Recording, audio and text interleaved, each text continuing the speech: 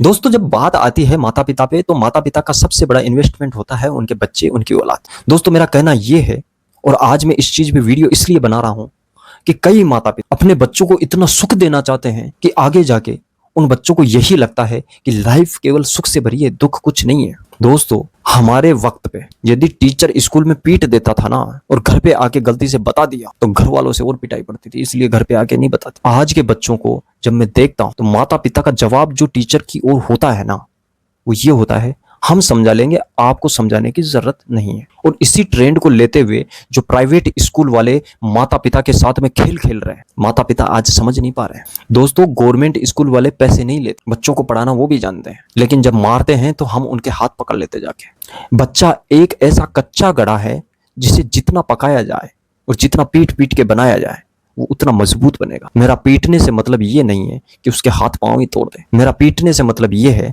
कि बच्चे को यदि सही डायरेक्शन में नहीं भेजा गया डरा धमका के, तो बच्चा आगे जाकर आपका पूरा का पूरा इन्वेस्टमेंट है बच्चों का या औलाद का, बेकार हो जाएगा। दोस्तों, मेरा कहना यह है कि पहले या हमारे जमाने में जो बच्चे थे, वो एक गवर्नमेंट स्कूल में पढ़ के भी आज अच्छी तरीके से अच्छे लेवल पे काम कर रहे हैं, अच्छे पैसे कमा रहे हैं।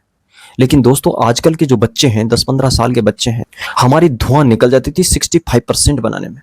और आजकल का कोई भी बच्चा, किसी भी फैमिली का, 90% से कम नंबर आते ही नहीं है, 90% से ऊपर। ऑलरेडी ये बच्चे इतने शानदार कंप्यूटर बन के भगवान ने भेजे हैं कि इनके 90% से ऊपर, ये आगे जाके हर महीने करोड़ों रुपए कमाएंगे। ऐसे इनके रिजल्ट दिखाए जाते हैं पहले, दूसरी, तीसरी क्लास में। लेकिन जब हकीकत पता चलती है और जब 12th क्लास तक की इनकी पढ़ाई कंप्लीट हो जाती, और जब उतरते हैं कंपटीशन में, और जब मार्केट में मुकाबला होता है, तो दोस्तों यही बच्चे पस्त हो जाते हैं। इन्हीं बच्चों के पास होने जितने भी नंबर नहीं आते। जो बच्चा 12th में, 11th में, पीछे की सारी कक्षाओं में 90 नंबर क्रॉस कर रहा है, आज उसके पास होने की नौबत भी बड़ी मुश्किल से आ रही है। दोस्तों, प्राइवेट स्कूलों के द्वारा आपको इतना भ्रम में बहकाया जा रहा है और इतना विश्वास दिलवाया जा रहा है कि आपके बच्चे से इंटेलिजेंट कोई नहीं है।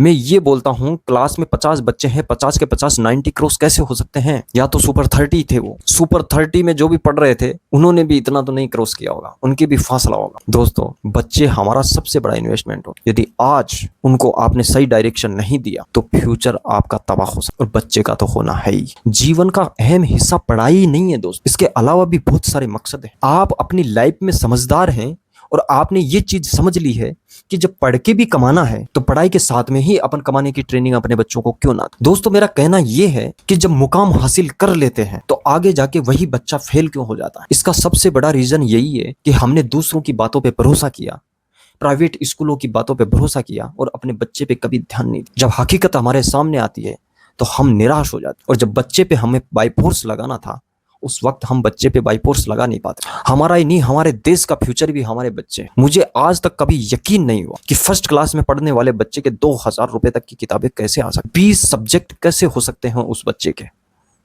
क्या एक बच्चा इतना ट्रेंड कर सकता है? क्या आपने जब अपने बच्चे की फर्स्ट क्लास की किताबें लाई, और आप 12 महीने में उन किताबों को तैयार करके दे सकते हो? कभी नहीं दे सकते। एक बच्चे को जो फर्स्ट क्लास में पढ़ रहा है दोस्तों, उससे तो ये भी मालूम नहीं है कि किताब होती क्या चीज, और आप उसे तैयार कर रहे हो। उसकी मानसिक स्थिति को इतना पजल्ट करके आपने रख कि वो बच्चा कभी ये डिसीजन ले ही नहीं पाता कि मैं सही कर रहा हूँ कि गलत कर रहा हूं। माता पिता के द्वारा पहले ही डिसीजन कर लिया जाता है कि मेरा बच्चा डॉक्टर बनेगा, और जब ऐसा कर लिया जाता है, तो मेरे दोस्तों, उन बच्चों का भविष्य उन बच्चों ने खराब नहीं किया, उनके माता पिता ने खराब किया है, उनके कुटुंब ने खराब। तो मेरा कहना यह है कि अपने बच्चों को बेहतर बनाने के लिए 24 घंटे में से 6 घंटे तो बच्चा अपनी शारीरिक शक्ति से खेलना ही चाहिए। और जो 5वीं तक के बच्चे हैं, उनके लिए पढ़ने के लिए केवल मात्र 2 या 3 घंटे बहुत ज्यादा है। 3 घंटे से ज्यादा उनकी पढ़ाई की वो नहीं है। आप उन्हें पैसे कमाने की, पैसे बचाने की स्किल सिखाइए। इंसान का आखिरकार मकसद है ही पैसा कमाना, वो पढ़ के भी पैसा ही कमाएगा। तो हम पहले ही ये चीजें उन्हें क्यों नहीं सिखाएं? जब टाइम निकल जाएगा, तो दोस्तों 30 साल का बच्चा जब किसी नौकरी को करेगा, तो 20,000 से ज्यादा कभी नहीं पा पाएगा। और यदि शुरू से उसने पैसे की स्किल सीख रखी है, तो जब तक वो 12th क्लास करेगा, तब तक उसकी कम से कम 20 लाख रुपए तक की तो सेविंग ही हो जाएगी। दोस्तों, ऐसे बहुत सारे वर्क हैं, ऐसे बहुत सारे काम हैं जो बच्चे भी कर सकते हैं। उनकी स्किल भी डेवलप हो सकती है और वो सीख भी सकते। और इसके बारे में भी एक शानदार वीडियो में बना के दूंगा कि बच्चों को हम किस तरीके से बचपन से ही ट्रेंड करें कि वो आगे जाके पैसा या इनकम बनाने में अपनी भागीदारी खुद की कर सकते। कई माता पिता होते हैं कि हमारे बच्चों का तो सोशल मीडिया पे अकाउंट है, और वो वीडियो बना के सोशल मीडिया पे वीडियो डालते हैं। देखो, ओछे काम करना कभी अपने बच्चों को मत सिखाओ। सोशल मीडिया कमाने का जरिया नहीं है। पहले उन्हें परिपक्व होने दो और उसके बाद में जब वो डिसीजन लेने वाले होंगे तब उन्हें डिसीजन लेने दो कि उन्हें सोशल मीडिया करना है, उन्हें नौकरी करनी है, उन्हें बिजनेस करना है, या उन्हें कोई डॉक्टर बनना है, या फिर ऐसा ही कोई टेलीकम्युनिकेशन में जाना है। तो वो उनका डिसीजन होगा। आप उनके साथ में खड़े रहिए। जय हिंद दोस्तों।